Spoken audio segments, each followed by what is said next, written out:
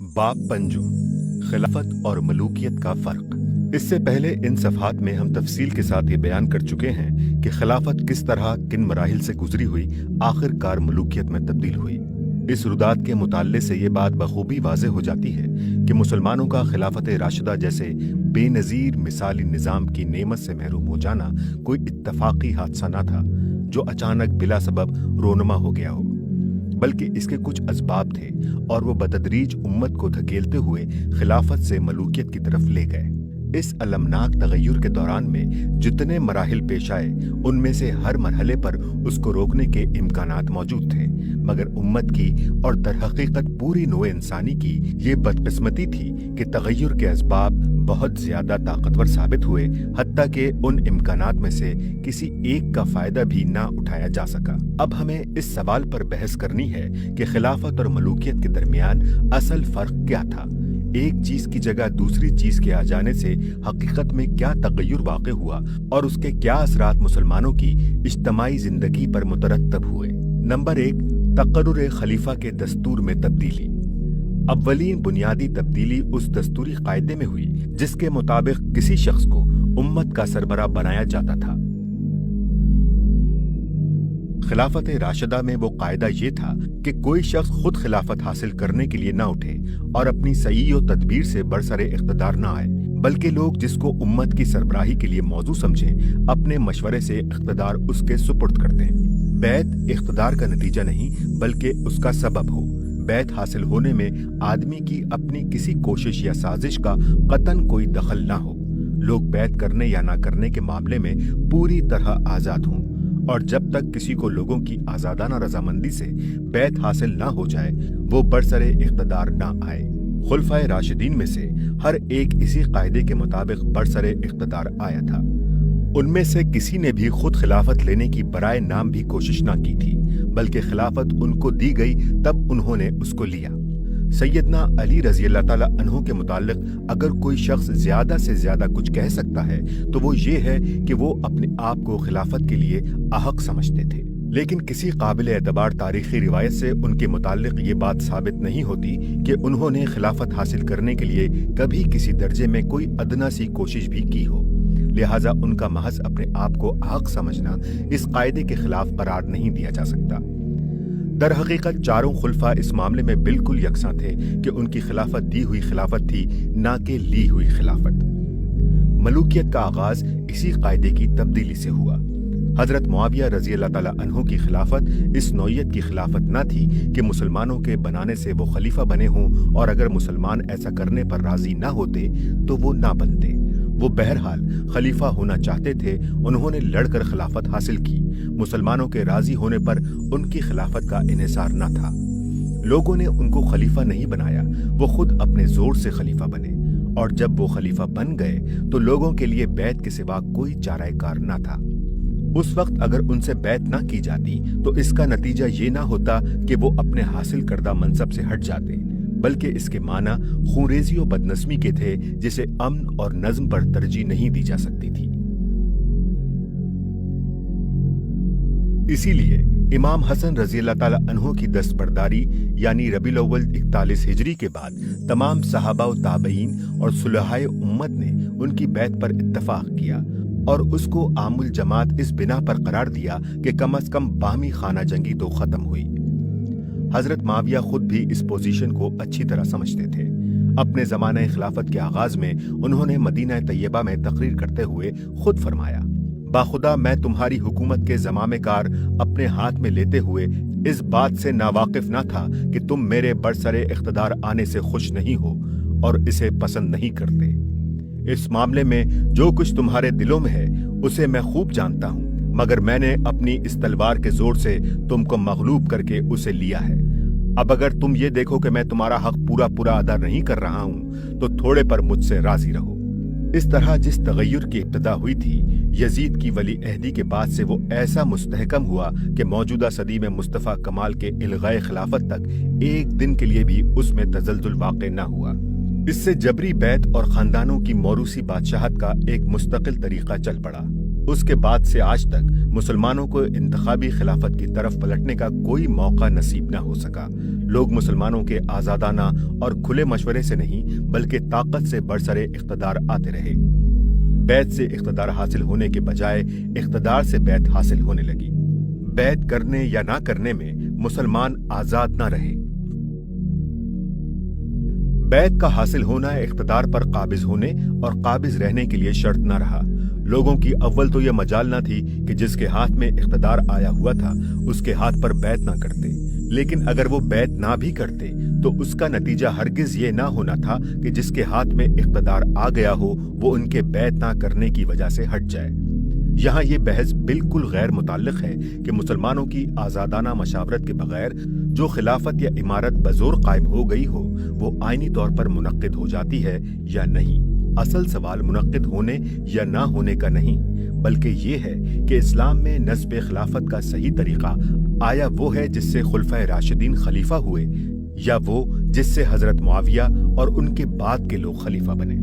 ایک طریقہ کسی کام کے کرنے کا وہ ہے جس کی اسلام نے ہم کو ہدایت دی ہے، دوسرا طریقہ اسی کام کے کرنے کا وہ ہے جس کے مطابق اگر وہ کام کر ڈالا جائے تو اسلام اسے برداشت کر لینے کی ہمیں صرف اس لیے تلقین کرتا ہے کہ اسے مٹانے اور بدلنے کی کوشش کہیں اس سے بھی زیادہ بدتر حالات پیدا نہ کر دے۔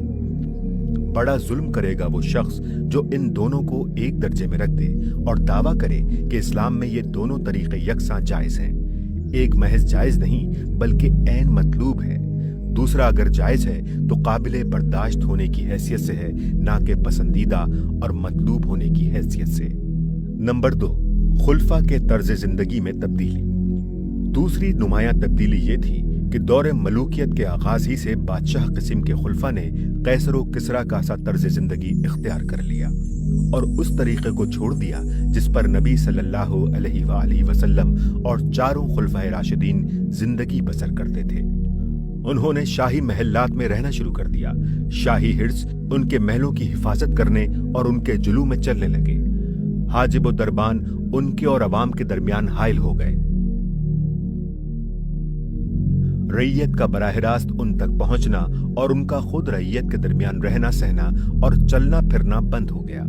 اپنی رعیت کے حالات معلوم کرنے کے لیے وہ اپنے ماتحت کار پردازوں کے محتاج ہو گئے جن کے ذریعے سے کبھی کسی حکومت کو بھی صحیح صورت احوال کا علم نہیں ہو سکا ہے، اور رعیت کے لیے بھی یہ ممکن نہ رہا کہ بلا توسط ان تک اپنی حاجات اور شکایات لے کر جا سکیں۔ یہ طرز حکومت اس طرز کے بالکل برعکس تھا جس پر خلفائے راشدین حکومت کرتے تھے۔ وہ ہمیشہ عوام کے درمیان رہے، جہاں ہر شخص ان سے آزادی کے ساتھ مل سکتا تھا۔ وہ بازاروں میں چلتے پھرتے تھے اور ہر شخص ان کا دامن پکڑ سکتا تھا۔ وہ پانچوں وقت عوام کے ساتھ انہی کی صفوں میں نمازیں پڑھتے تھے اور جمعے کے خطبوں میں ذکر اللہ اور تعلیم دین کے ساتھ ساتھ اپنی حکومت کی پالیسی سے بھی عوام کو آگاہ کرتے تھے اور اپنی ذات اور اپنی حکومت کے خلاف عوام کے ہر اعتراض کی جواب دہی بھی کرتے تھے۔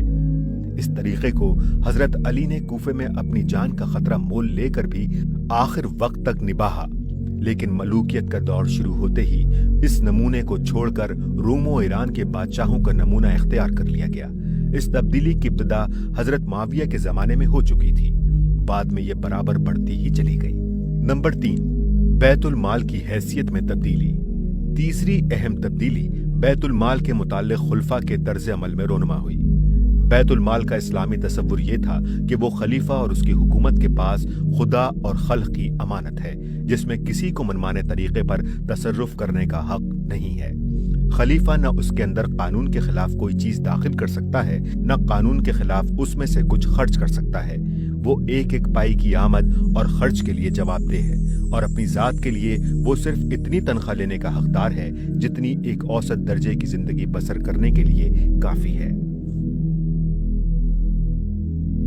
دور ملوکیت میں بیت المال کا یہ تصور اس تصور سے بدل گیا کہ خزانہ بادشاہ اور شاہی خاندان کی ملک ہے، رعیت بادشاہ کی محض باج گزار ہے اور کسی کو حکومت سے حساب پوچھنے کا حق نہیں ہے۔ इस दौर में बादशाहों और शहजादों की बल्कि उनके गवर्नरों और सपा सालारों तक की जिंदगी जिस शान से बसर होती थी वो बैतुल माल में बेजा तसर्रुफ के बगैर किसी तरह मुमकिन ना थी।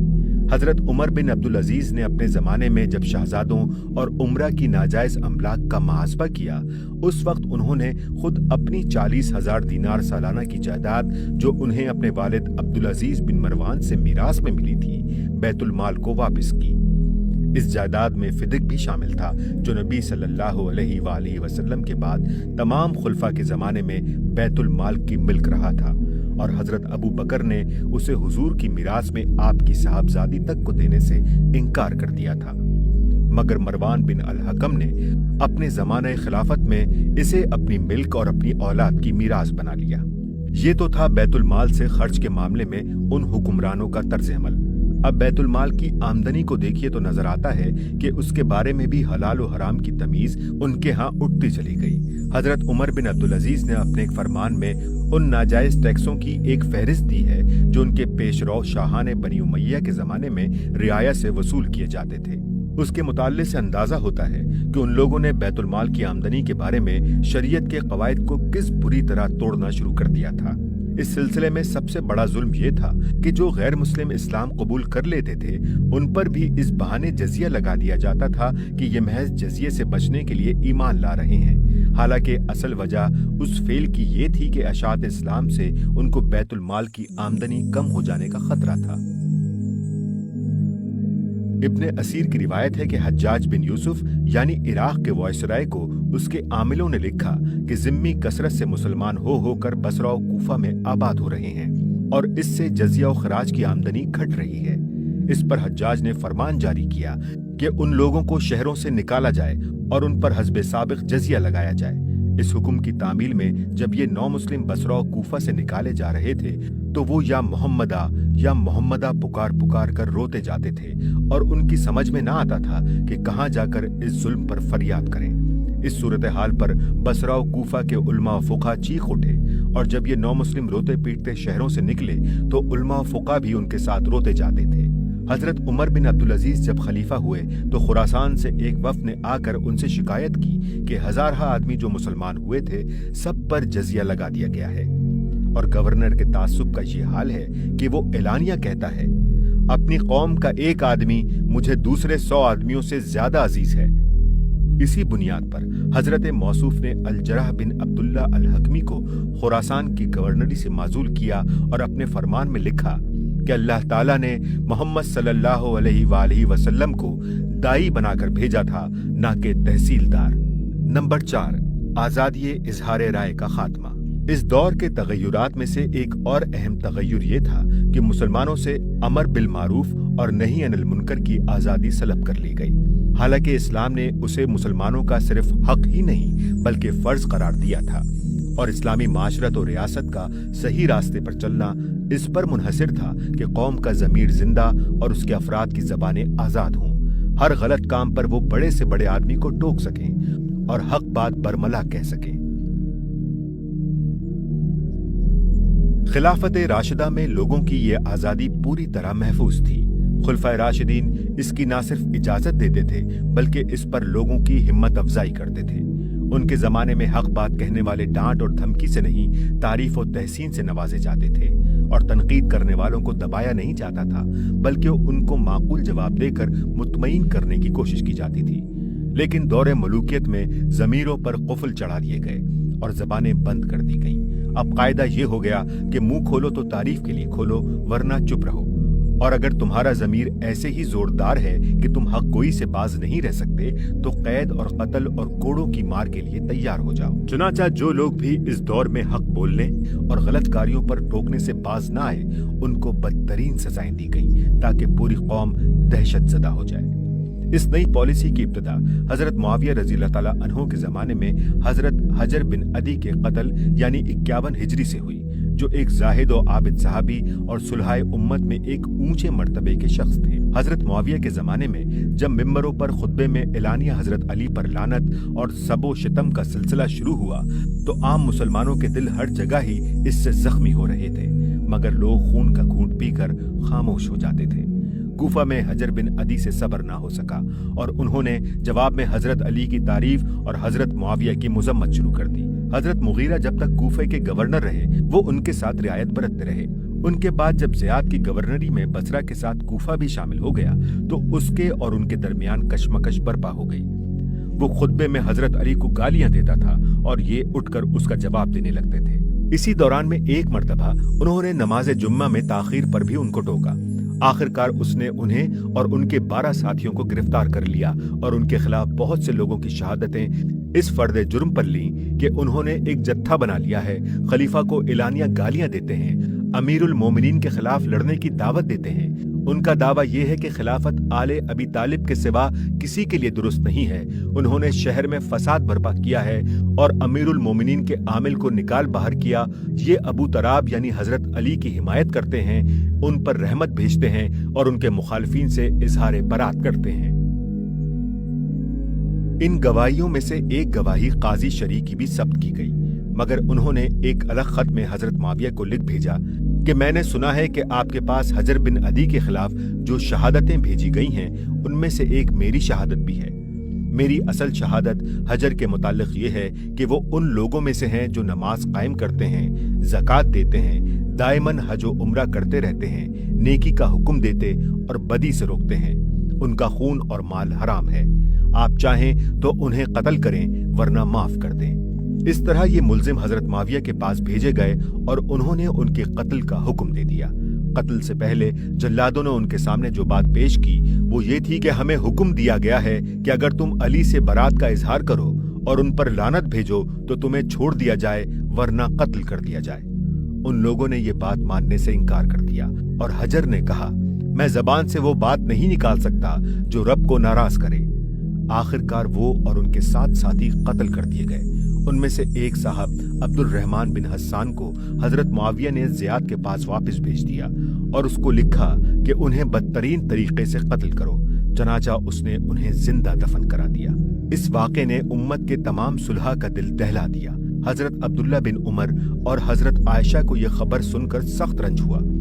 हजरत आयशा ने हजरत मुआविया को इस फेल से बाज रखने के लिए पहले ही खत लिखा था। बाद में जब एक मर्तबा हजरत मुआविया उनसे मिलने आए तो उन्होंने फरमाया, ए मुआविया, तुम्हें हजर को कत्ल करते हुए खुदा का जरा खौफ न हुआ। हजरत मुआविया के गवर्नर खरासान रबी बिन ज़ियाद अल हारसी ने जब ये खबर सुनी तो पुकार उठे कि खुदाया, अगर तेरे इल्म में मेरे अंदर कुछ खैर बाकी है तो मुझे दुनिया से उठा ले। हजरत हसन बसरी फरमाते हैं, हजरत मुआविया के 4 अफ़ाल ऐसे हैं कि अगर कोई शख्स उनमें से किसी एक का इर्तिकाब भी करे तो वो उसके हक में मौलिक हो। एक, उनका इस उम्मत पर तलवार सौंट लेना और मशवरे के बगैर हुकूमत पर कब्जा कर लेना। दरा हाल ये कि उम्मत में बकायाए सहाबा मौजूद थे।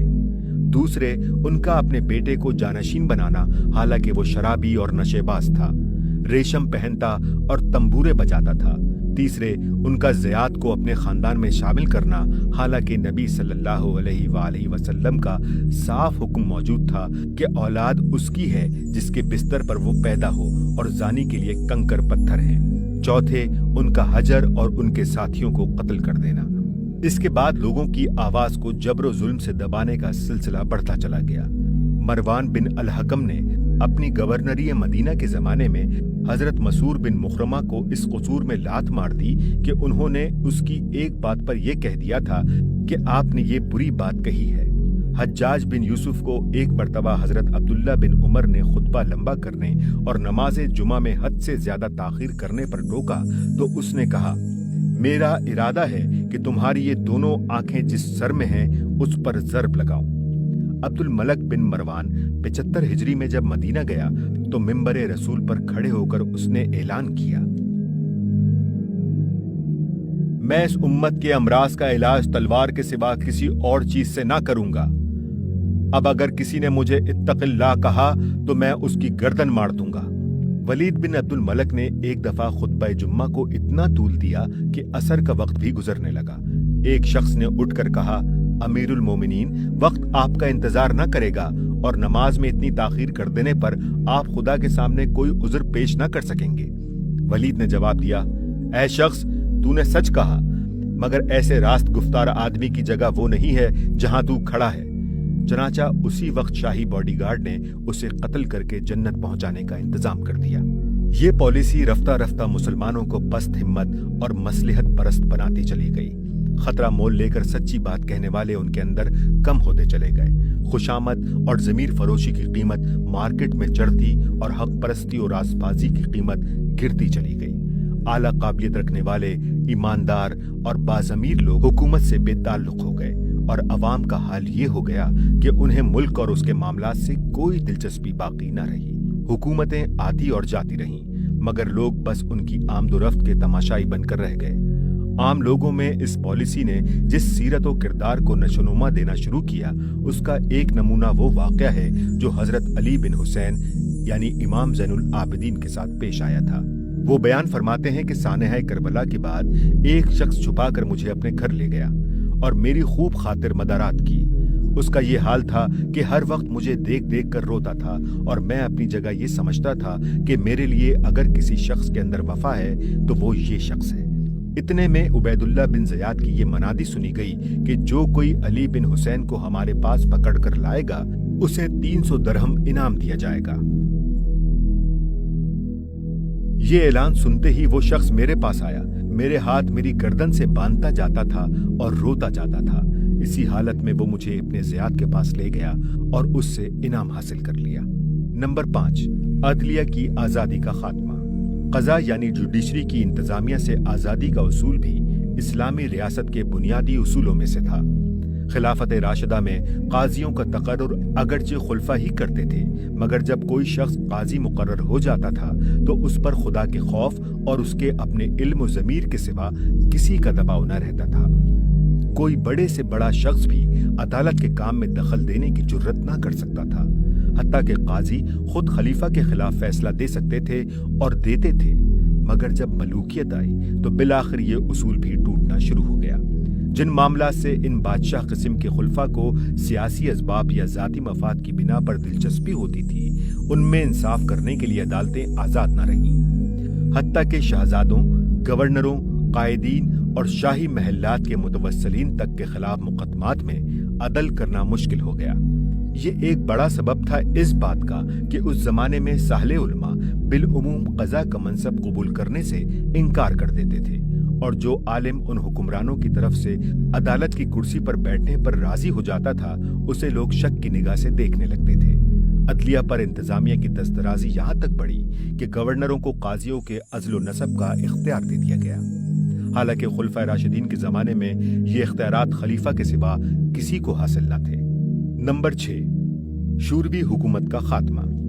इस्लामी रियासत के बुनियादी कवायद में से एक अहम कायदा ये था कि हुकूमत मशवरे से की जाए और मशवरा उन लोगों से लिया जाए जिनके इल्म, तकवा, दयानत और असाबत राय पर उम्मत को एतमाद हो।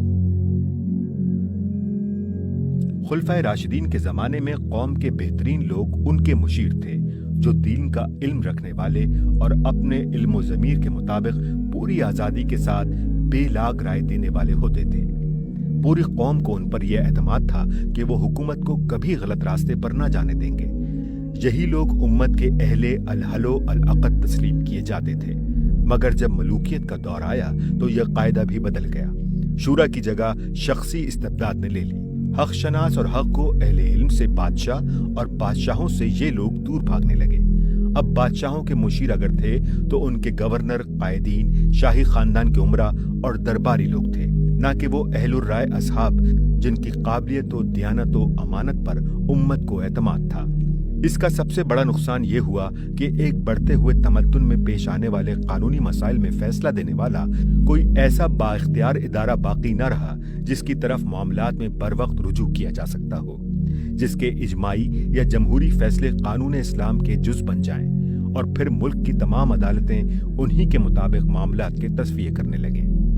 जहां तक हुकूमत के नज़्म नस्क, अहम दाखिली और खारजी मसाइल और आम पॉलिसी के मामलात का ताल्लुक था, ये शाही कौंसिल उनके फैसले तो बुरे या भले कर सकती थी, लेकिन कानूनी मसाइल के फैसले करना उनके बस का काम न था। इसकी जुर्रत अगर ये लोग करते भी तो उम्मत का इज्तिमाई ज़मीर उनके फैसलों को हजम करने के लिए तैयार न था। وہ خود بھی اپنی حیثیت کو جانتے تھے اور امت بھی ان کو فاسق و فاجر سمجھتی تھی۔ ان کا کوئی دینی و اخلاقی وقار نہ تھا کہ ان کے فیصلے اسلامی قانون میں شامل ہو سکتے۔ علماء اور فقہا نے اس خلا کو پر کرنے کی کوشش میں کوئی کسر اٹھا نہ رکھی، مگر ان کی یہ کوشش انفرادی نوعیت کی تھی۔ ہر عالم اپنی درس و افتہ کی مسند سے قانونی احکام بیان کرتا تھا اور ہر قاضی اپنے علم و فہم اور اپنے اجتہاد کے مطابق یا کسی دوسرے عالم کے فتوے کی بنا پر جس چیز کو بھی قانون سمجھتا تھا اس کے مطابق فیصلے کر دیتا تھا۔ اس سے قانون کے تسلسل و ارتقاء میں تو انقطاع واقع نہ ہوا، لیکن اسلامی مملکت میں ایک قانونی انارکی پیدا ہو گئی۔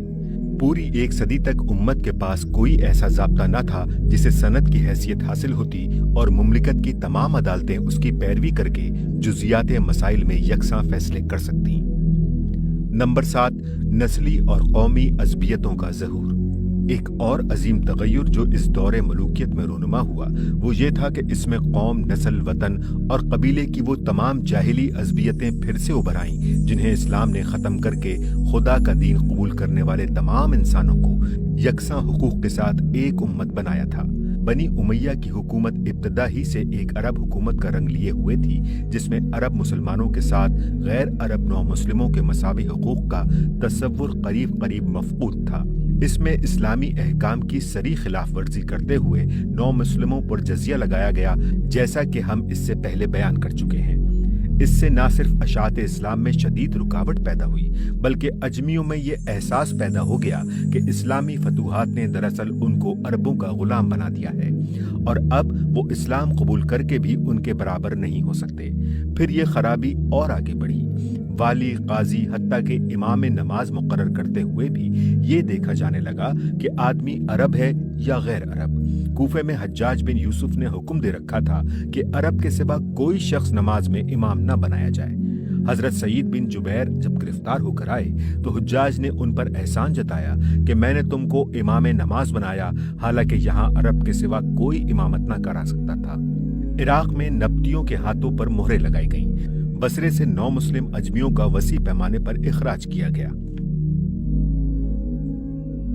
حضرت سعید بن جبیر جیسے بلند مرتبہ عالم کو، جن کے پائے کے آدمی اس وقت دنیا اسلام میں 2-4 سے زیادہ نہ تھے، جب کوفے کا قاضی مقرر کیا گیا تو شہر میں شور مچ گیا کہ عرب کے سوا کوئی شخص قضا کا اہل نہیں ہو سکتا۔ آخرکار حضرت ابو موسیٰ اشعری کے صاحبزادے ابو بردہ کو قاضی بنایا گیا اور ان کو حکم دیا گیا کہ ابن جبیر سے مشورہ لیے بغیر کوئی فیصلہ نہ کریں۔ حد یہ ہے کہ جنازوں پر بھی کسی اجمی کو نماز پڑھانے کے لیے آگے نہ کیا جاتا، الا یہ کہ کوئی عرب لڑکا تک جنازے پڑھانے کے لیے موجود نہ ہو۔ کسی غیر عرب نو مسلم لڑکی سے اگر کوئی شخص شادی کرنا چاہتا تو اسے لڑکی کے باپ یا اس کے رشتہ داروں کو پیغام دینے کے بجائے اس عرب کی طرف رجوع کرنا پڑتا تھا جس کے ولا یا پیٹرنج میں وہ اجمی خاندان ہو۔ لونڈی کے پیٹ سے پیدا ہونے والے کے لیے عربوں میں حجین یعنی ایبی کی اصطلاح رائج ہو گئی تھی، اور یہ خیال عام ہونے لگا تھا کہ وراثت میں اس کا حصہ عرب بیوی کی اولاد کے برابر نہیں ہو سکتا، حالانکہ شریعت کی روح سے دونوں طرح کی اولاد کے حقوق برابر ہیں۔ ابو الفرج الاصفہانی کی روایت ہے کہ بنی سلیم کے ایک شخص نے ایک اجمی نو مسلم سے اپنی بیٹی بیاہ دی تو محمد بن بشیر الخارجی نے مدینہ جا کر گورنر سے اس کی شکایت کی اور گورنر نے فوراً زوجین میں تفریق کرا دی۔ اس نو مسلم کو کوڑے لگوائے اور اس کا سر، داڑھی اور ابرویں منڈوا کر اسے ذلیل کیا۔ یہی وہ طرز عمل تھا جس نے عجم میں شعوبیت یعنی اجمی قوم پرستی کو جنم دیا، اور اسی کی بدولت خراسان میں بنی امیہ کے خلاف عباسیوں کی دعوت کو فروغ نصیب ہوا۔ اجمیوں میں عربوں کے خلاف جو نفرت پیدا ہو چکی تھی، عباسی دائیوں نے اسے بنی امیہ کے خلاف استعمال کیا، اور انہوں نے اس امید پر عباسیوں کا ساتھ دیا کہ ہمارے ذریعے سے انقلاب ہوگا تو ہم عربوں کا زور توڑ سکیں گے۔ بنی امیہ کی یہ پالیسی صرف عرب و عجم کے معاملے ہی تک محدود نہ تھی، بلکہ خود عربوں میں بھی اس نے سخت قبائلی تفریق برپا کر دی۔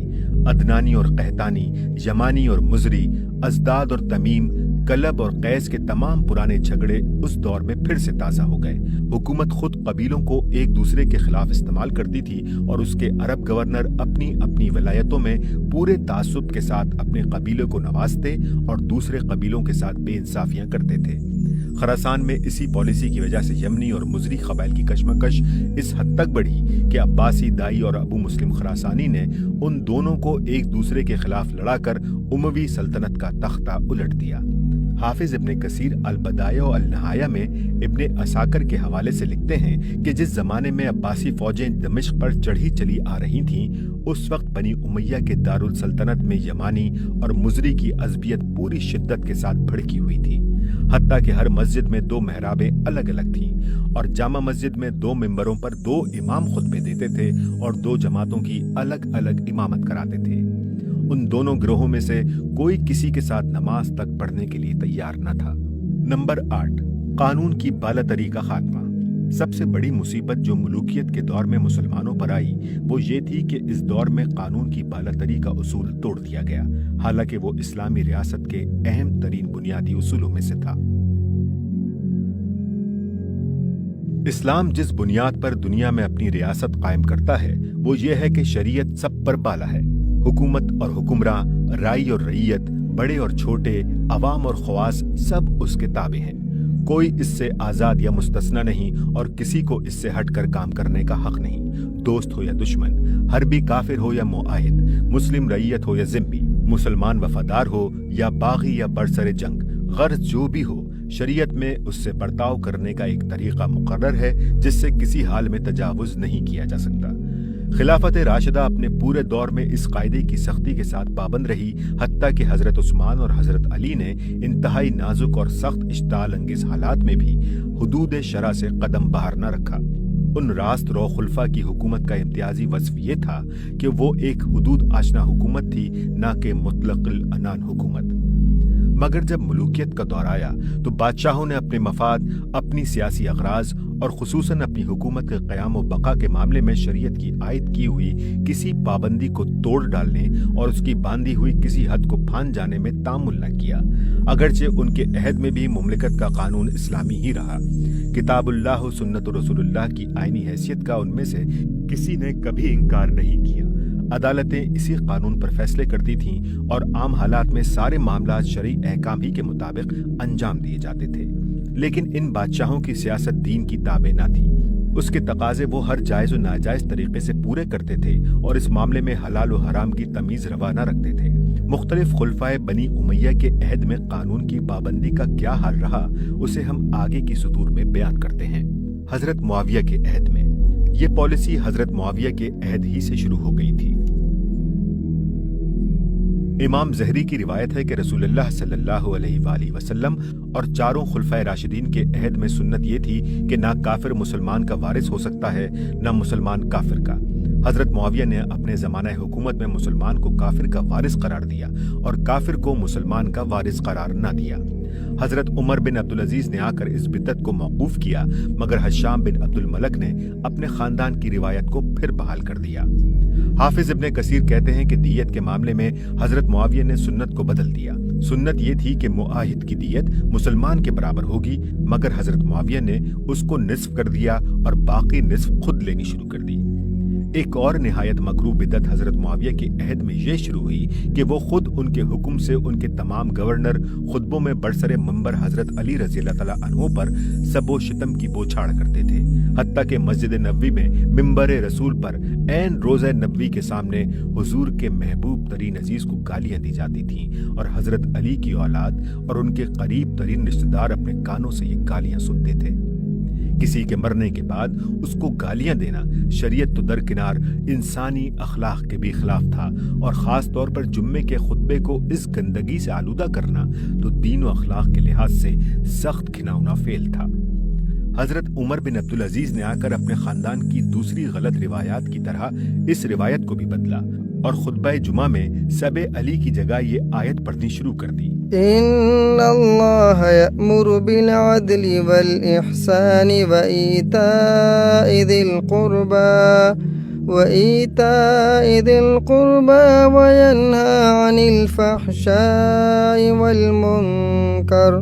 عن الفحشاء والمنکر والبغی یعظکم لعلکم تذکرون۔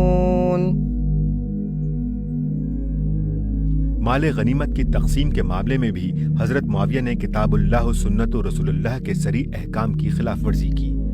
किताब सुन्नत की रूह से पूरे माल गनीमत का 5वां हिस्सा बैतुल माल में दाखिल होना चाहिए और बाकी 4 हिस्से उस फौज में तकसीम किए जाने चाहिए जो लड़ाई में शरीक हुई हो।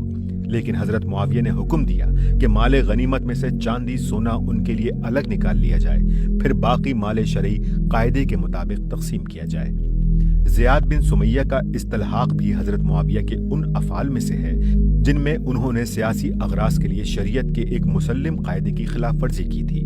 ज़ियाद ताइफ की एक लौंडी सुमैया नामी के पेट पैदा हुआ था।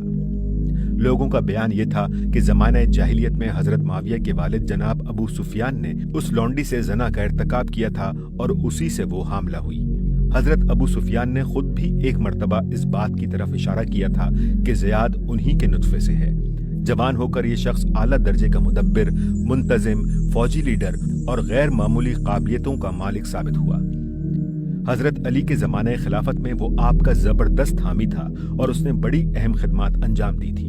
उनके बाद हजरत मुआविया ने उसको अपना हामी और मददगार बनाने के लिए अपने वालिद माजिद की जनाकारी पर शहादतें ली और इसका सबूत बहम पहुंचाया कि ज़ियाद उन्हीं का वल्दुल हराम है। फिर इसी बुनियाद पर उसे अपना भाई और अपने खानदान का फर्द करार दे दिया।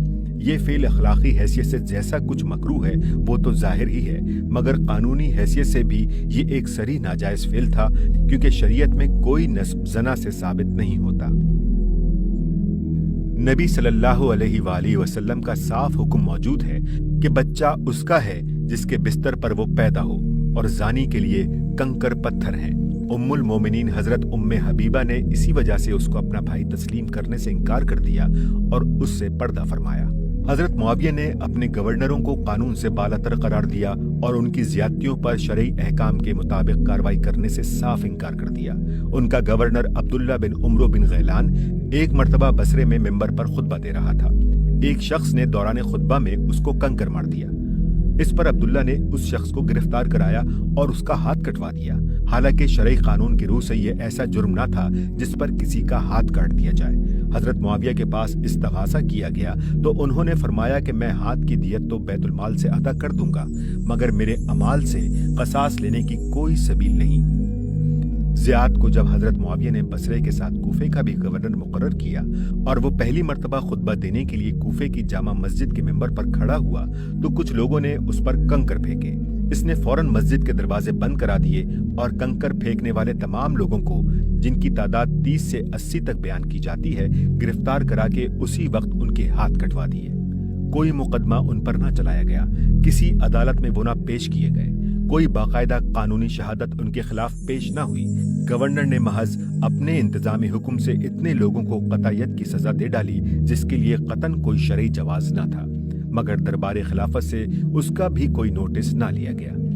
इससे बढ़कर जालिमाना अफाल बसर बिन अबी अरता ने किए, जिसे हजरत मुआविया ने पहले हजाज और यमन को हजरत अली के कब्जे से निकालने के लिए भेजा था और फिर हमदान पर कब्जा करने के लिए मामूर किया था।